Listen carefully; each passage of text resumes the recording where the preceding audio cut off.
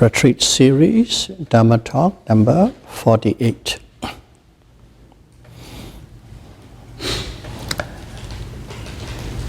The main theme of all our Dhamma talk is built around Satipatthana, Vipassana, mindfulness, and sight meditation. As far as the technique is concerned, we follow Mahasi tradition.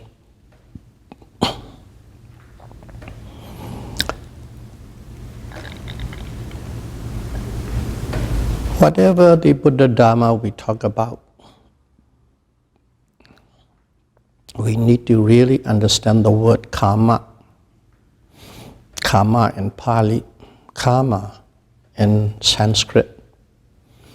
Because that is one of the key concepts that is woven throughout the Buddha's teaching. So karma is, in a precise meaning, is volition. But it's the volition behind all the deeds that we do, volition behind all the speech that's taking place, and even the volition behind our own thoughts. Okay? Physical action, verbal action, mental actions, volition behind these things. And that's karma. So in general, people say, what is karma? Karma is action, which is true too, but precisely it's a volition. Karma is action. And actions can be neither good nor bad. When we do bad actions, we have bad karma or accumulate bad karma. When we do good actions, we accumulate good karma. Simple and straightforward. And of course, we already know all the bad actions we need to avoid, or we try our best not to do or commit anything.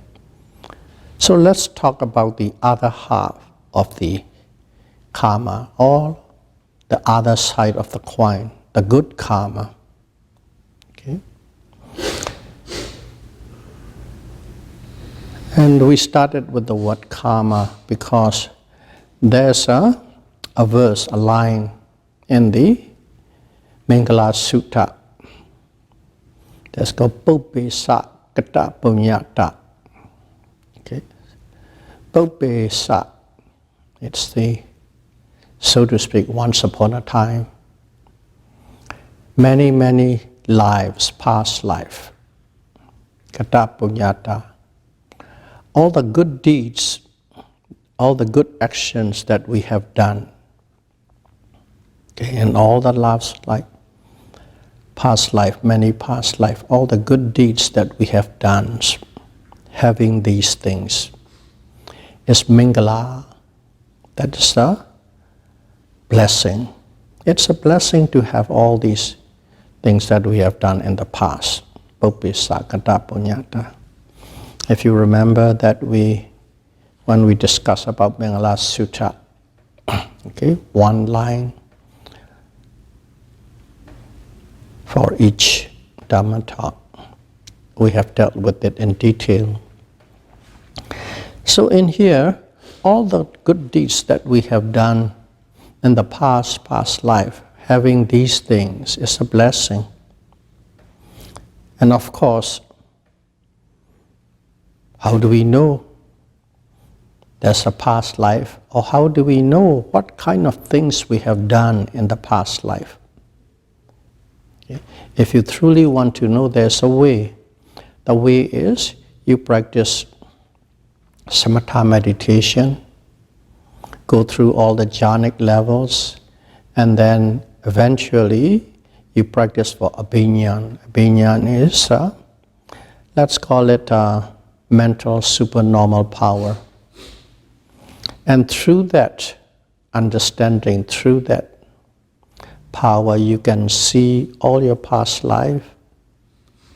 you can see all the deeds that you had done before. That's a direct way. But nobody can really give it to you. You must practice, and you can identify and investigate yourself. But of course, there's also indirect way of investigating that what we have done in the past. In the scripture, it is written, what it is the health, the wealth, and the comfort that we have, and the fame and the success that we have right now in this life is the result of the past karma, past actions. The health, the wealth, fame, intelligence, everything, the comfort. We are only talking about one side of the coin, the good side. That is the result of the past karma. That's the result of what we have done in the past. That is the manifestation of the actions that we have done in the past. That's written in the scripture there. So you can use as a measuring stick. What you are now, what you have right now, what you are enjoying now is the result of the past. So in here, what do? What are the good things? We avoid to do anything that is unwholesome. We try to do anything that is wholesome, good things.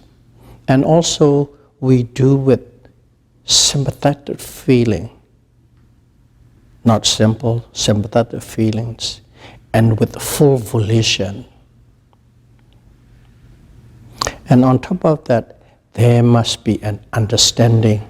Whatever you do, you are not casually doing it, you are not blindly doing it because you are doing it because somebody told you to do it without knowing. You must truly understand what you are doing, why you are doing, how you are doing. With that kind of understanding, one must be doing.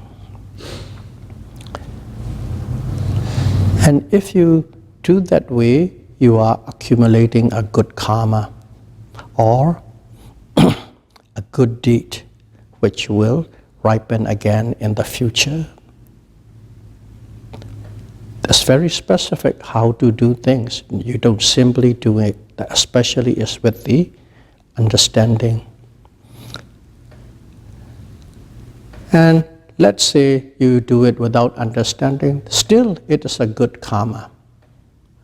But you do all these things, okay, with great volition, avoid evils, do good, with sympathetic feeling.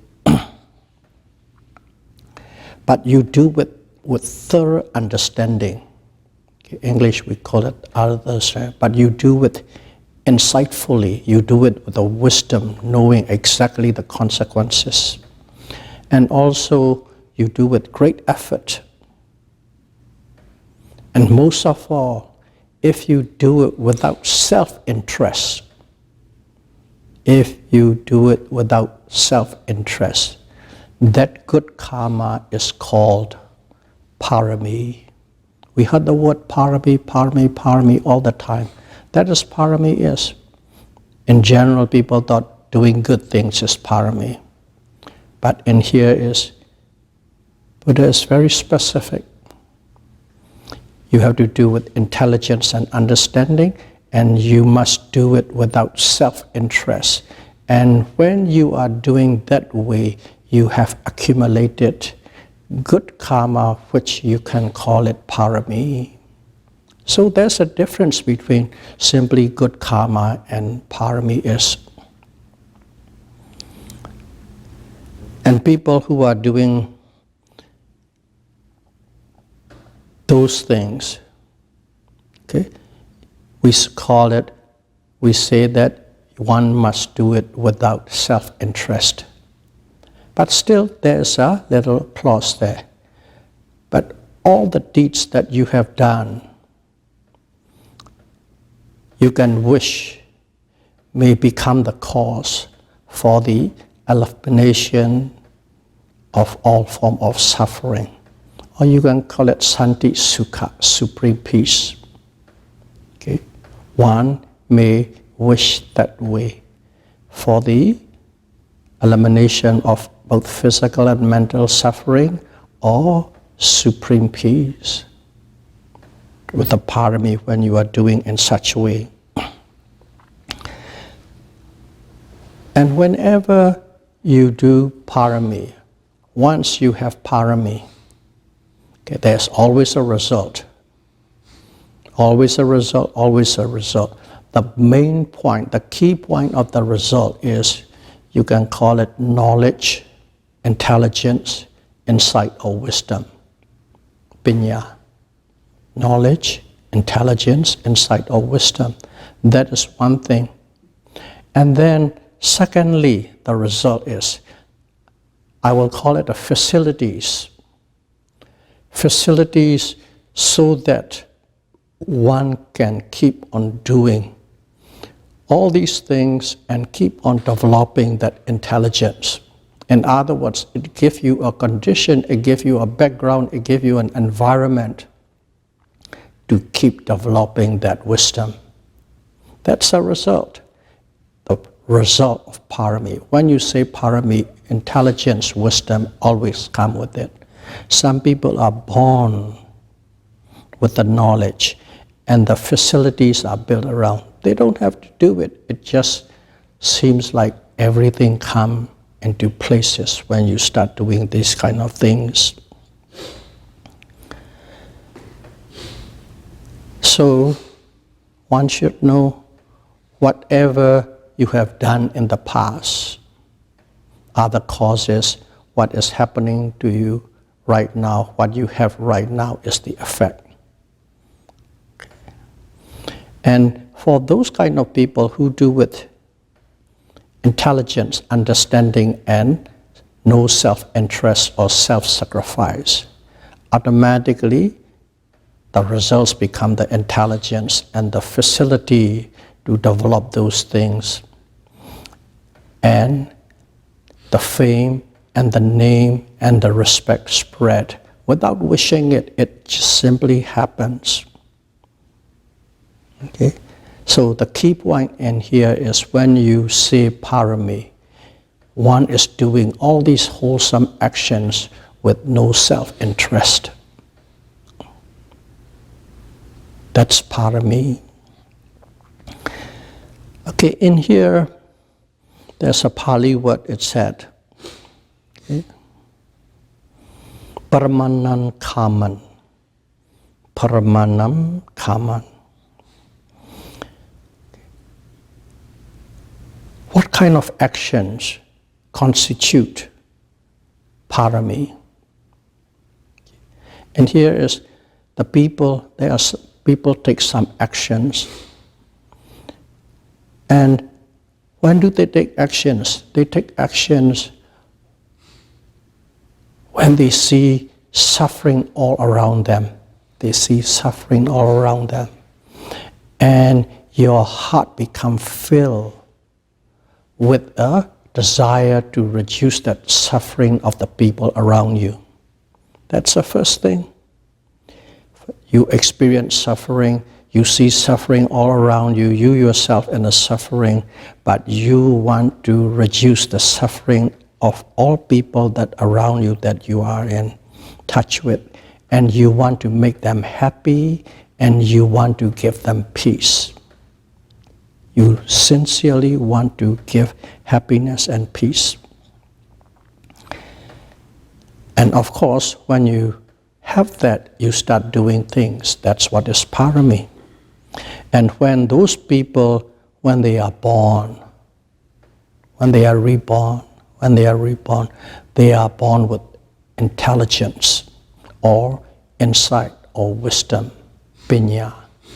Since they were born, they have it. You may see some little kids, 1 to 3 year old. We used to call it, it's an old soul. That's a word we use. They are far, far wiser than their age. They are even far wiser than some of the adults. that means they are born with that pinya or wisdom or intelligence. And that is parami. Okay? Born with a very sharp intelligence, insight and wisdom is called parami. That is the result automatically. And not only that, the intelligence is defined quite clearly. They know what to do rightly, what kind of thing is right, and they know what to avoid is wrong. That is the key part of the intelligence, not just smart and sharp and clever and can go through the grades faster and brighter than other people, can go to university at the age of 12 or 13. That's also intelligence. But in the Buddhist way, one of the foundation of the intelligence is they know what is right and what is wrong, and they avoid what is wrong and they do what is right. And not only that, when they are doing that, they do with such a vigor, not casually. They put great effort in it. Not only that, they do whatever they see, those children, what they see around them, they might be even correcting. Some kids might be even correcting the adults, that kind of thing.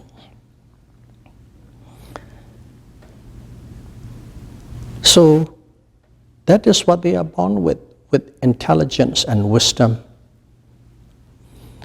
And of course, we are talking about everything coming from the past. There are two parts. That is what is born in the past. You are right there. But in general, if we look at our life, these are all written down, not made up. If you look at it in general, it's already been said in there. In a span, the whole span of a person's life, your intelligence become the sharpest and the brightest between 40 and 50. Your intelligence become sharpest and brightest between 40 at the age of 14 and 50. That is directly related with this life. You accumulated experiences, and through these experiences, you learn through it, and you have a certain kind of a wisdom. And it has become the sharpest between 40 and 50. That is in this present life. But one doesn't have to wait to that level. Another one is called Kilesadura. Okay. Bhavato.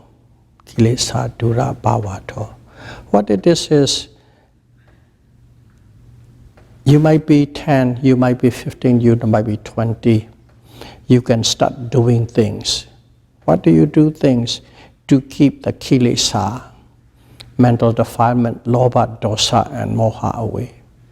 In this very life, we are not talking about the past life. Past life we have already done. In this life, in general, is 40 and 50. Automatically, a person becomes the brightest. But you don't have to wait till then. You can start it, starting around from the 10, 11, 12. Start. What do? The thing is to keep the kilesa as far away as possible. That one can start practicing. Why do we put kilesa far away? Start practicing at 10, 11, 12, 13. Because that is again related directly to the development of parami. Let's look at it this way. When there is a kilesa, all your decision makings are interwoven with lobha, dosa, and moha, greed, anger, and delusion. When that mental defilement is there, your decisions are not sharp and clear, a lot of self-interest in it. But when the kilesa is away, when the kilesa is far, what happens? As soon as you try to keep kilesa starting from the young age teens try to learn how to keep it away, the first result is your mind become clear. Your mind become clear from the mental defilements. And when the mind is becoming clearer and clearer away from the mental defilement, the mind becomes stable, quite grounded and stable. And when the stable mind develops, it can understand things, whatever is happening around you. That's how it is related, keeping the kilesa away and developing the intelligence, insight, and wisdom relationship. So know that around 40, 50 will be your sharpest. Life is teaching you, but don't have to wait till then. Start, if possible. Help, if possible, for young people to start developing how to keep mental defilements away. In other words, simple word, to have less and less self-interest in their action. Like buzzword, have left and don't say loba, dosa, moha, the kids might not understand. Have less and less self-interest in their actions. And those kids will become very sharp and very wise. They grow up very fast. And even the kids, they come in, they are different, all are different there. Because their base level is different one from the other.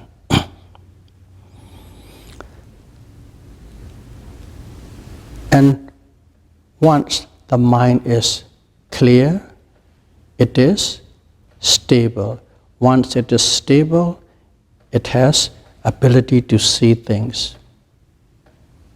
Now let's turn it into a different level. We are talking with a very general term. You are practicing Satipatthana Vipassana. Okay? What is it? First and foremost, you must be grounded in a sila, morality.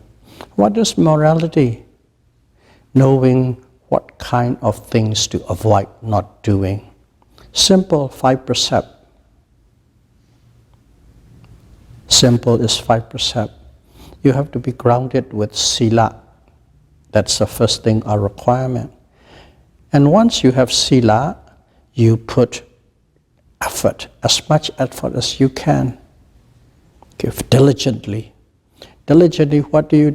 Diligently, you try to be mindful of all things that is happening around you, whatever is happening around you, whatever is arising. What is it called? Sati. Okay? Sati, once the sati come in, your mind become clearer. Because what is meant by clearer? You see the object sharp and precise. And when you have that built, automatically concentration built up. What is concentration? Stability of mind. And what does concentration do? Concentration can see nama and rupa, mind and matter in their own nature. That is the practice we are doing. Sila, sati, samadhi, panya.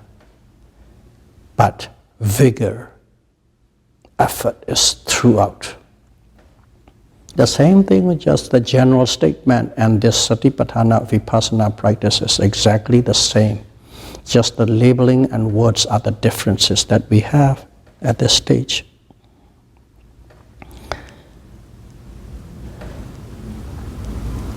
By practicing Satipatthana Vipassana, your main goal is to understand the true nature of mind and matter.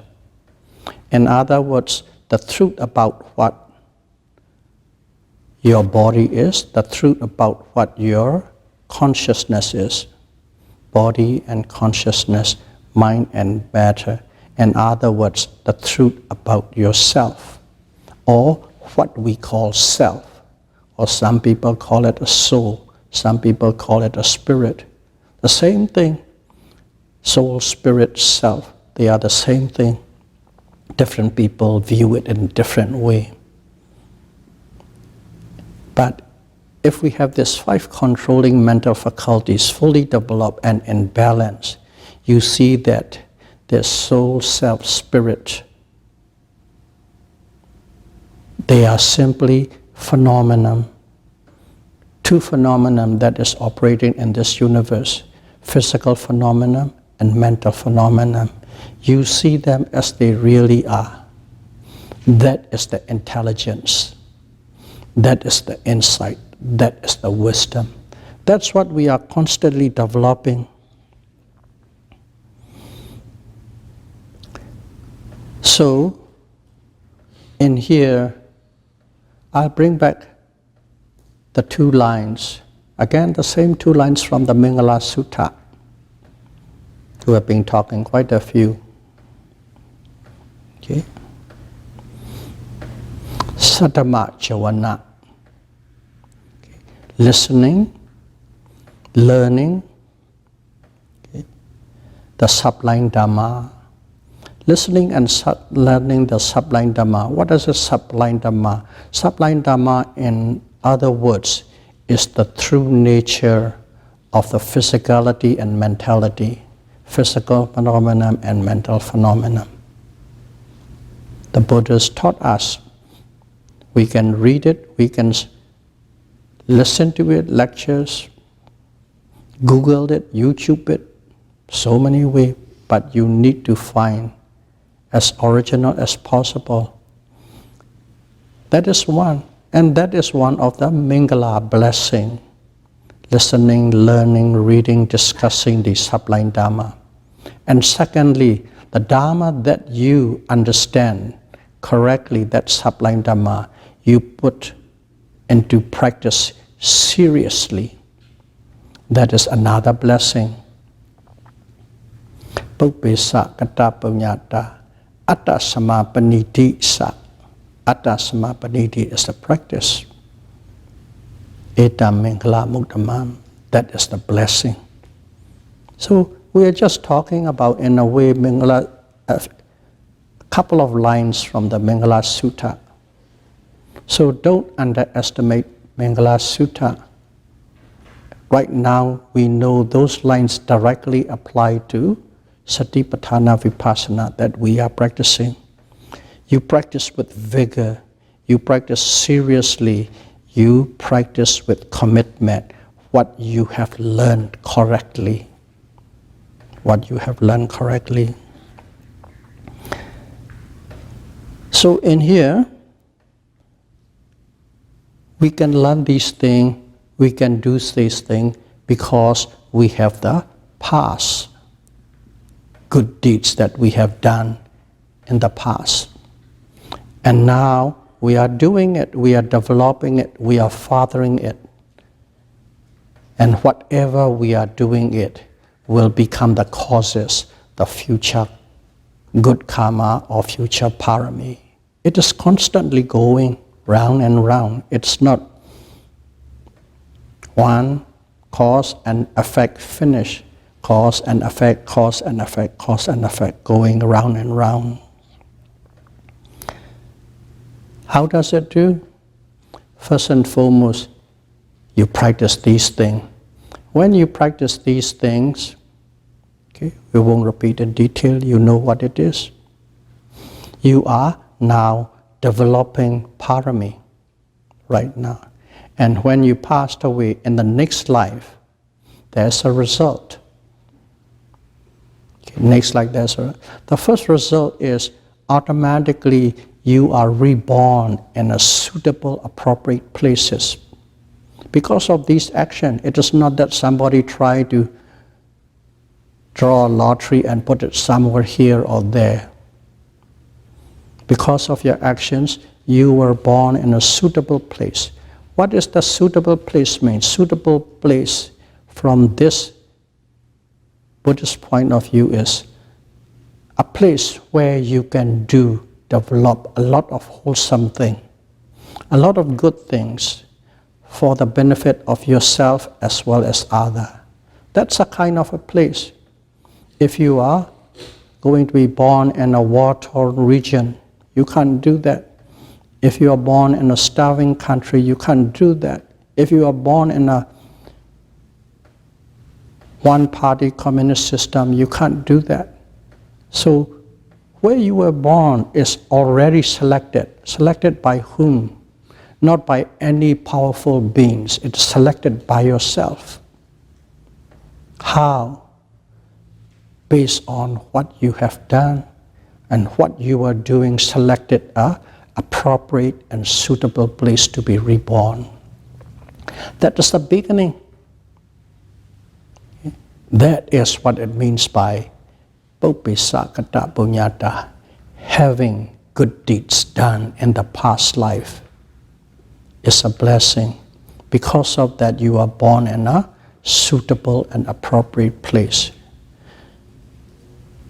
A place where there is security, a place there is safety, a place where there is the freedom of choice. You can do what you want, you can go what you want, how do you want. Those are the suitable places, appropriate places.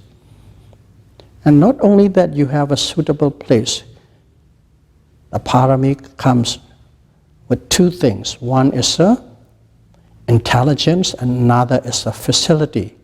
Facilities start with the birth, where we are, and what kind of parents you are born. It's there. What kind of environment you are born, it's there. These are all from the past.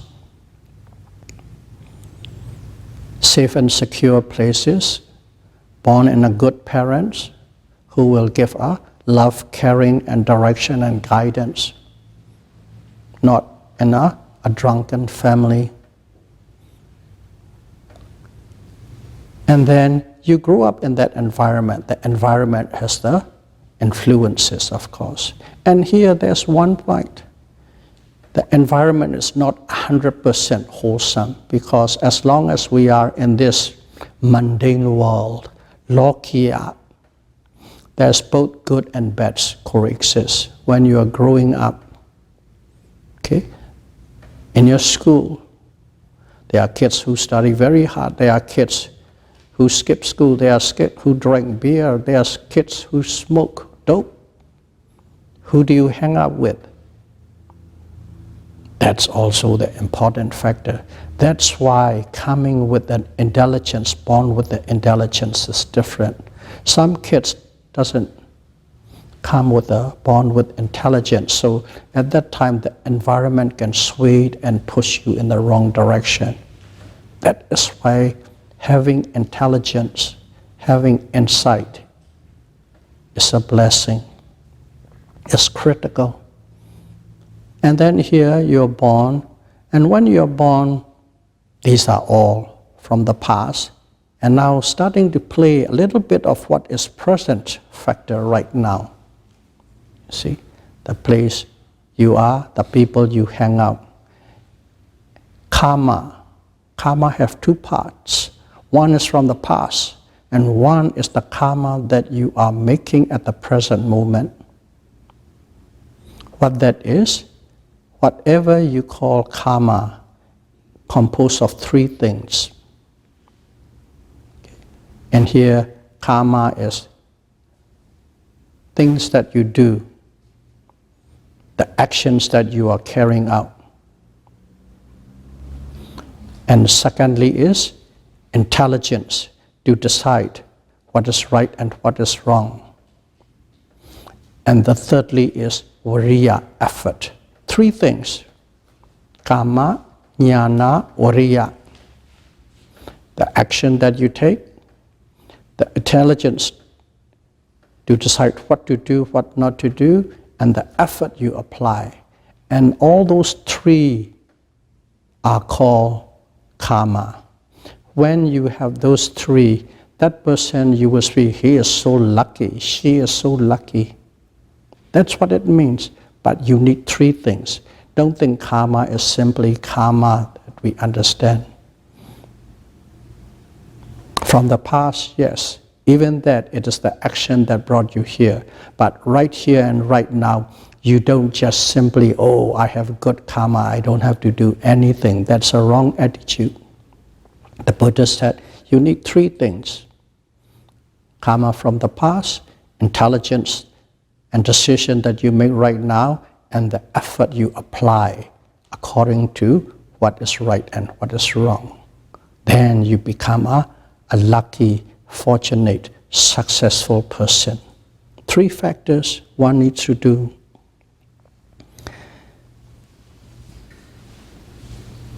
Once you are born there, once you can make the decision, that past karma, put it in a place, suitable places, a place where you can learn. Freedom of choice, freedom to learn, study. So there will be a lot of mentor and teachers and guidance are all around available. It's just a matter of which one you choose, which path you follow. That again is the key thing, is your decision at that moment. Your decision at the moment depends on how much analytical power you have, how much logical power you have, how much intelligence you have. Then when you find a mentor, a dependable person, okay, a teacher, you learn from them. And after you learn from them, then you put into practice. And all this learning, what is right and what is wrong, what to do, how to do, and putting practice, is you are generating a whole new sets of how to develop, how to father your intelligence, how to father your insight and wisdom. That's all that you are doing. So all these actions are, you have the direct result right here and right now. Because you do all these things, you do what is right and wrong, you do without self-interest, you do it with the intense feeling of wanting to reduce the suffering of the people around you. You are automatically respected. Your fame goes far and wide without any promotion, without any marketing. It goes far and wide. And that's the immediate result of what you are doing. And what you're doing doesn't stop there. It keeps on changing your level of intelligence and wisdom, and that become a good parami so that you can have a better life the next time. A better life. So look at that, there are 4 links. One thing is the key point, the main point, the vital point is learn to practice. Basically, avoid evil, do good, but with a sympathetic heart and volition, with great vigor, without self-interest. Learn and put into action. That is the key point. Automatically, because of that, what happened? You have a better existence, a suitable and appropriate life. That's a second link. And the third link is, once you have an appropriate and suitable place, there are a lot of mentors that you can choose from. You choose them, you learn from them. That's the third link. The fourth link is you practice. And while you're practicing, it benefits you and it benefits the people around you. And because of that, you have another better existence next life. These 4 links, you can call it 4 wheels or you can call it full accomplishments. It is a self-generating engine. It never stops. Self-generating engine. You just simply do, and that engine doesn't stop. It's perpetually in motion. It goes on and on. On and on for what? On and on for so that you get a better existence, better existence, better existence.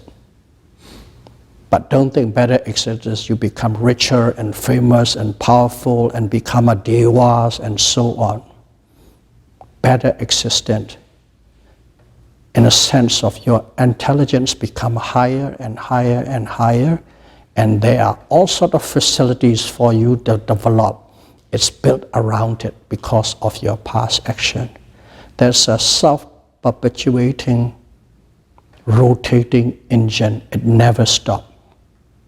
As long as you keep on executing, learning the correct method, and putting vigor into practice for your personal benefit, to expand your intelligence and the public benefits so that you can reduce the suffering of others. That's a never stopping engine that goes on, and it's always make you better, bigger and higher. Without wishing, you don't have to wish. Whatever you do, you simply dedicated everything you do. All the good deeds you do, simply dedicated to one thing, for wisdom, for pinya. That's all, simply dedicated to it. Don't have to wish for being rich and famous and powerful. No need. They are simply the side dishes. The key thing is the wisdom. Once you have wisdom, it goes on and on. You keep going that on and on and on, develop your parami again and again till you reach. That's the first thing, is the Ariya status, a noble person status. The lowest level of noble person is the first stream winner, Satipatthana. You keep generating. What it is at that level, Satipatthana, your intelligence level is so high, some aspect of your intelligence are irreversible. Before that, your intelligence go up and down based on your how much you are doing and how much you are not doing and how much you forgot or not forget. But once you become a first stream winner, that intelligence is irreversible. They are permanent. You have a certain aspect of the right view. Samadhi. You got that? And of course you all know that's the first level. And then second, once returner. And the third, non-returner. And final, arhata person. And what's the difference one to the other? The level of intelligence, the level of wisdom. That's a key thing. That level of wisdom eliminates, abandon, extinguish mental defilements, lobha, dosa, and moha. That intelligence gives you a heart that is filled with love and kindness and compassion. You are striving always for the benefits of others so that they may reduce a certain degree of suffering and experience peace and happiness. That's what the parami does. You keep on developing your parami. You keep it in this four links, four rotating links or four rotating wheels. Ever turning, non-stopping. The key thing is ever turning, non-stopping. You don't reduce your effort. Then you become Ariya. When you become Ariya, Ariya become very rich. It's full of wealth. They have 7 kinds of wealth. Ariya has 7 kinds of wealth. And what are these wealth? The first word is called, the proper Pali word is called Saddha Dana. Okay? Dana is the word, but in here they use that wealth as a dana. Dana is a wealth, the wealth of Saddha. What is the wealth of Saddha? Saddha Dana is believing, knowing the truth, simply knowing the truth. Once you know the truth, you have full confidence, you totally believe, you are not shaken. That is called Saddha, Saddha Dana. And then there is another word called Sila. Sila is not simply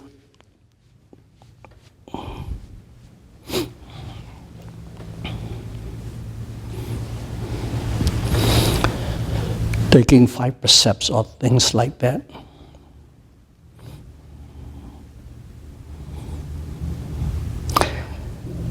Sila Dana is a discipline. You have a self-discipline in such a way it shines you, it brightens you. We don't talk about 5 or 10 or 15 or 227. Sila is you have such a discipline, it makes you shine. Your behavior makes you shine. Your manners make you shine. That makes everybody respect you. That is called Saddha Dana. Sila Dana. The first is Saddha Dana. Second is Sila Dana. It's a discipline that you have. And the third one is called Hiri Dana. Okay? We have talked about these 2 Dhamma in detail before, Hiri and Ottappa. And here, Hiri Dana. Hiri Dana is you detest anything that is unwholesome. I'll pick up different words instead of saying the same line. You totally detest anything that is unwholesome. And you are totally endowed with it and you live with it. You are it. And the 4th jewels or the 4th wealth is called Uttapadana. Uttapadana is you are afraid that the world of mental defilements would overcome others. You are afraid that lobha, dosa, and moha would overcome others because you know what their consequences are. You are afraid for yourself and you are afraid for others as well. When you are in an Ariya stage, everything doesn't contain within the boundary of self. It goes out of self. You are afraid for yourself of these mental defilements, what they can do, because you know the result. And you know what kind of result will inflict upon others. That kind of feeling arises. Saddha, Sila, Hiri, Uttappa. And in here,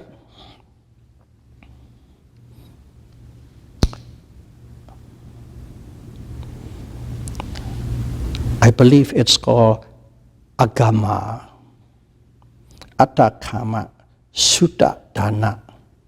Agama, Attatana, Sutta Dana. Just in short, is Sutta Dana. You must have a lot of wealth of knowledge and intelligence. But in here it's very specific. What it is Sutta Dana, not in the sense of knowing how to make a rocket and then go to the moon, how to become a triple PhD in physics or chemistry. And here is you become a master, you understand. Okay? You understand all the things that are unwholesome, what they are. and you are capable of avoiding it, and you know things, all that they are wholesome. You know what kind of things to develop it. Simple thing is, you know what is right and what is wrong. But if we put it that way, everybody say, I know what is right and what is wrong. But when you are practicing Buddhist, it goes not only to the physical or speech, it goes to the mind. Even in the mental, most settled mental state, that kind of unwholesome natures are dangerous. And every bit of wholesome, everything that is beautiful is useful. So that is a special kind of sutta. The one that you hear, the one that you read, the one that you listen, and you put into practice so that you become skillful. That is the sutta dana, saddha, sila, hiri, uttapa, and then sutta. So that's number 5.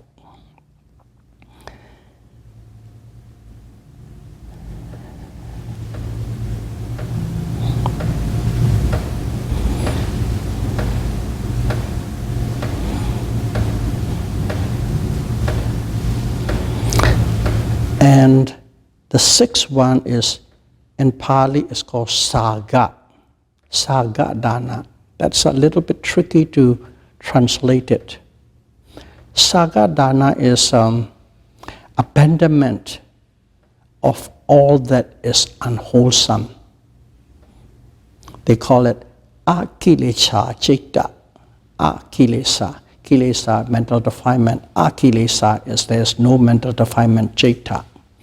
In other words, abandonment of all that is unwholesome. That is another wealth that person have. And the 7th one is, of course, wisdom, pinya. We won't go into detail about it. So those are the 7 wealth. They are the property of Ariya. They are the wealth of Ariya. And these wealth, the Ariya has it. They has it in plenty. They are unexhaustible. They can give as inheritance to anybody who wishes, and still it multiplies. 7 wealth of Ariya. So in here, where does this all come from?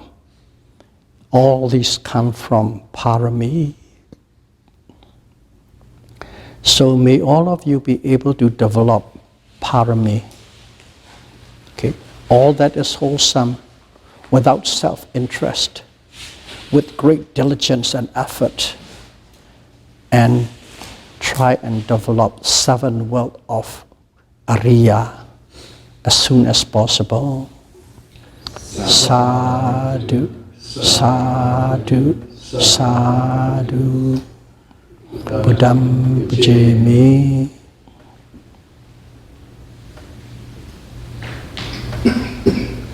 Dhammam pujami.